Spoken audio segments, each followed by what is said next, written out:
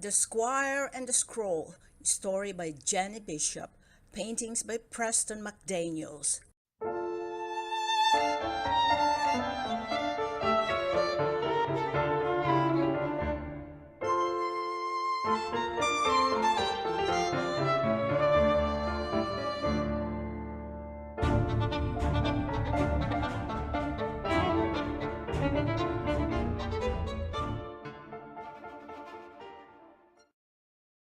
In the days when men of valor still guarded kings, a peaceful kingdom lay silent and dark beneath the stars.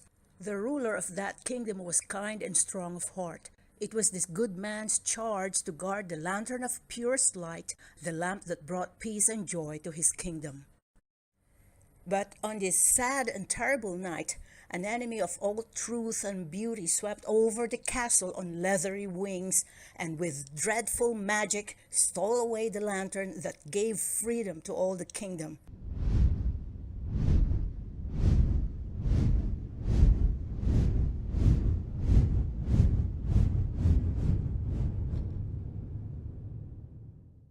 The king, the queen, and the princess mourned the loss of the precious lamp, and so did the humble citizens of the peaceful kingdom. So treasured by the kingdom was the lantern, and so beloved was the king that many young men sought bravely to retrieve the purest light. None of them returned. As one by one the sons of the kingdom disappeared, the people began to despair. At last, the king was left with only his most trusted knight to be sent on the quest for the lantern. "You must journey to the Red Mountains, where our enemies are known to encamp," said the king. "I fear traps have been set for you along the way, as we have already lost so many young men. If you accomplish this task, you will return to great honor and reward. But if you do not, our good people will surely perish." The knight was fearless and did not complain about the quest upon which the king was sending him. He took with him his faithful squire. The squire was a poor boy who had journeyed far to serve the good king, to become a knight, and to serve the lantern. He was honest, a man of his word, and did all that his master asked him to do. His kind parents were not people of great position, but they had clean hearts and honored the lantern of purest light as the people of the kingdom did. They taught their son how to guard his pure heart by the words from a simple scroll.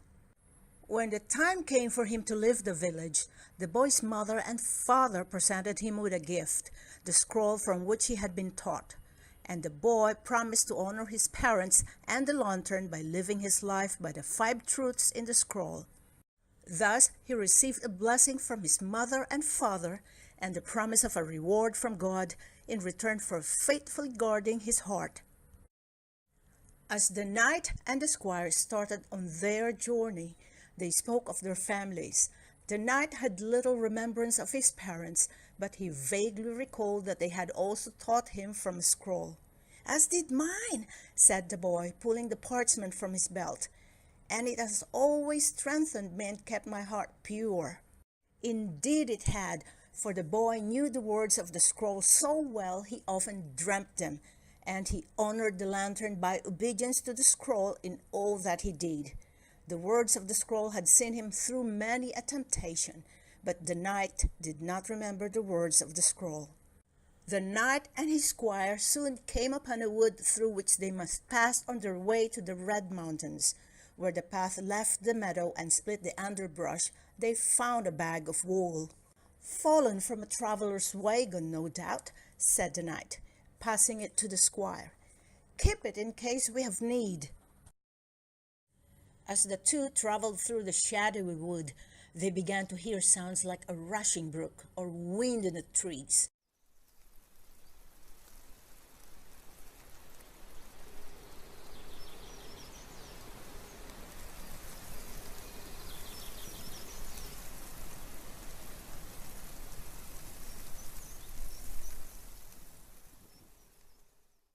Deeper in the forest, the sounds became more like whispers that seemed to come from the plants, the trees, the ground.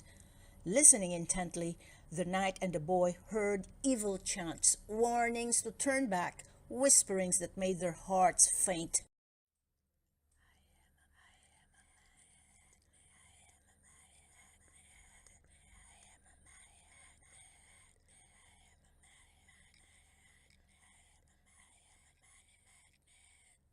But the boy knew how to guard his ears, for he knew the first command of the scroll: listen only to words that are pure.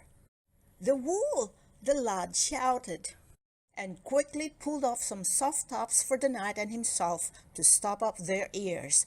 Now courage could not be stolen from the knight or the boy, and they passed safely through the enchanted wood.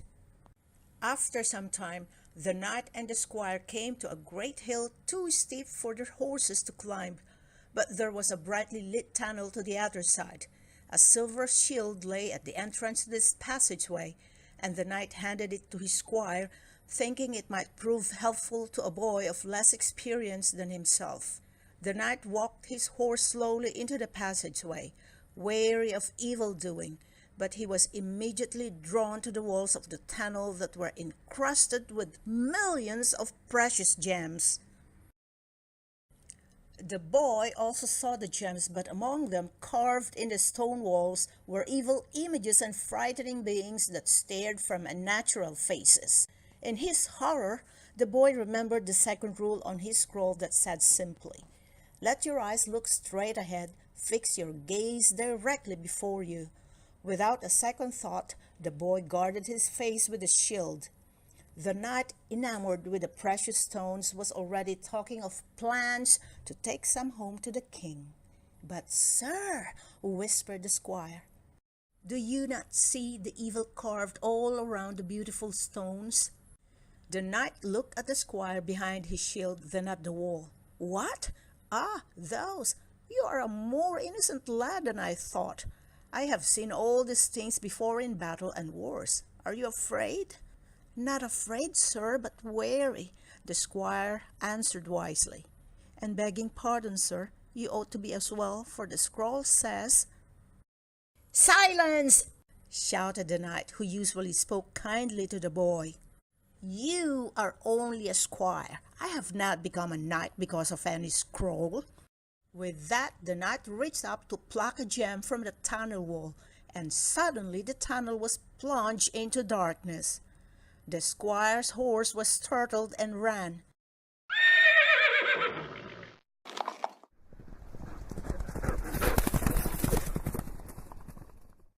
The young man saw with surprise that through his shield he could see the tunnel as though it were day. The squire turned to look back upon the knight and fought to stop his horse, but to no avail. When the horse raced into the light at the other side of the hill, the opening in the mountain closed up into a wall of stone. The knight and his horse were lost. The squire jumped from his horse, breathless, and beat his fists against the rock. "Open! Open!" he cried, but the doorway did not reappear. Finally, the boy collapsed, grieving the loss of his master. Then the squire noticed again the scroll in his belt and grasped it tightly. "This scroll has led me safely thus far. I believe it will lead me farther still." With great faith, he straightened his back and went forward, his mind made up. He had settled in his heart that he would do his best to complete the quest and rescue the lantern. Even if his own life were required, he would complete it for the sake of the kingdom and for the honor of his master, the knight. The path was dusty and the journey long. Soon the thirsty squire came to a small lake where a flask stood near the shore. Immediately the third rule of the scroll came to his mind. "Keep the unclean far from your lips to guard the wellspring of your life." The squire did not know if the pond water was safe to drink, or if the liquid in the flask was refreshment or poison. For some time he walked along the edge of the water, praying patiently for wisdom to come.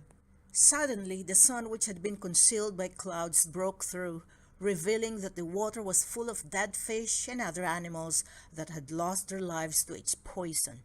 The same glint of light revealed etched words on the flask that spelled "pure." The squire thanked God and drank gratefully. Again, the words of the scroll had brought wisdom and saved his life. It was not surprising to the young man when he came upon a fork in the road, nor was he surprised by the boots that sat on the ground before it. "Rule number 4, he whispered. "Make level paths for your feet and take only ways that are firm." Now, one of the paths looked so wet it could well be quicksand that would swallow him up. The other looked dry. But as the squire studied the boots, he thought, "Why would I need boots for a dry path? I believe I ought to take the path that seems a risk, for the wool, the shield, and the flask led me aright." Sure enough, when the squire stepped on the wet ground, it was hard as rock, and as he walked farther on, he glanced to his side and saw a poor hare wander onto the dry trail and sink into the land that looked solid. Soon the young man stood before the red mountains that glowed with an earthly fire. Stifling vapors rose up and surrounded a yawning chasm that led to the dangerous deep caverns inside. The squire sniffed the air as his hand went to the parchment at his side. The scroll says, "Breathe only that which is pure." He looked around, discovered a single beautiful flower that stood by the entrance to the cave, and plucked it. Holding the bloom close to his face, the squire breathed the scent of the flower and was able to pass safely through the smoke to the caves inside the mountain. In a great hallway that wound down into the earth, the squire found himself between statues of stone on his right and left. "The knight!" whispered the squire. His companion was in the same pose as he had last been seen, reaching for the precious stones on the walls of the tunnel of light. "Many must have fallen because of their eyes," thought the squire, seeing all the lifted hands. Then with a gasp he cried, "And there is the lantern!" "There is a price for the lantern," a voice suddenly hissed.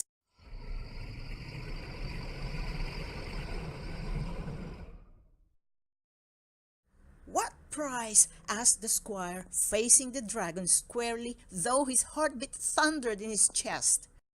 "Your scroll," snapped the dragon. "Your scroll is my prize.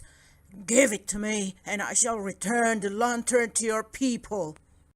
But the wise squire did not believe the creature, for dragons are known to be untrustworthy. "Give you the scroll, which has served me well all my life? Never," said the boy. And as he spoke, the ground began to tremble and crack, fire and brimstone steaming up from the deep places of the earth.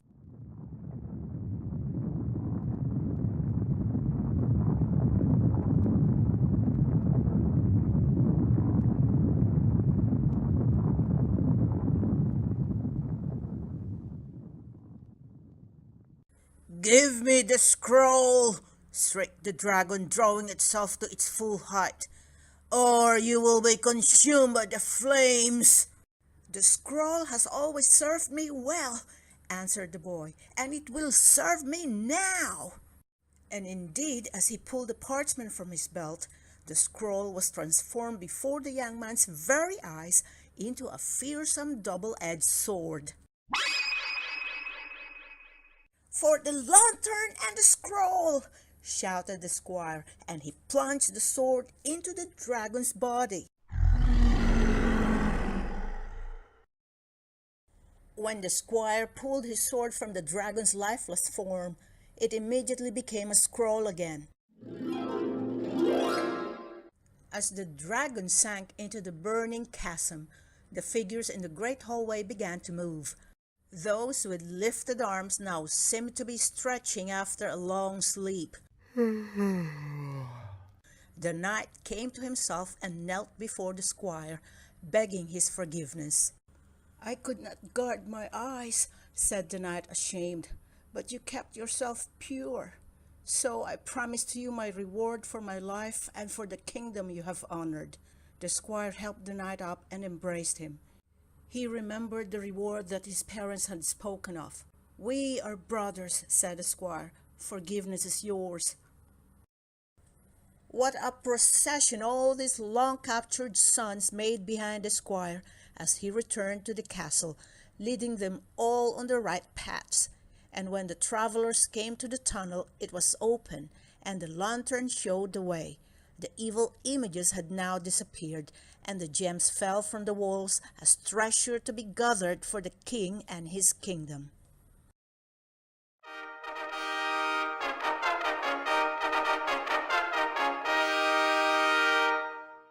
The celebration that followed the squire's joyous return was unlike any the kingdom had ever seen. Kneeling before the king, the squire was knighted as he had always dreamed. "Let us never again forget," the king said to all present, "how the scroll has served us, and how this good knight returned our lantern because of it. Because of his bravery and his devotion to the lantern and to the scroll, he will have my daughter for a wife and rule my kingdom one day. For who better would guard the lantern of purest light than one with a heart kept pure?" A shout went up from the people, for they were in agreement with their king.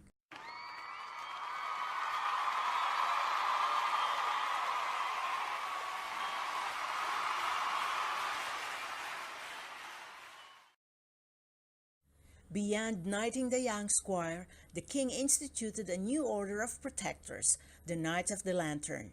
The knight who had trained the young squire became its captain. These men dedicated themselves to the words of the scroll and to the defense of the lantern. It became the goal of many young men of the kingdom to live by the scroll and to one day serve the king in these positions of honor. As for the knight and the princess, they could not have been happier, for the princess had devoted herself to the words of the scroll as well, and so they were a delight to each other. And when the two were gifted with a son, the knight taught him from the scroll so that he would one day be ready to defend the kingdom and the lantern. For who knows but that another dragon might arise in this young boy's time, to come and steal the light?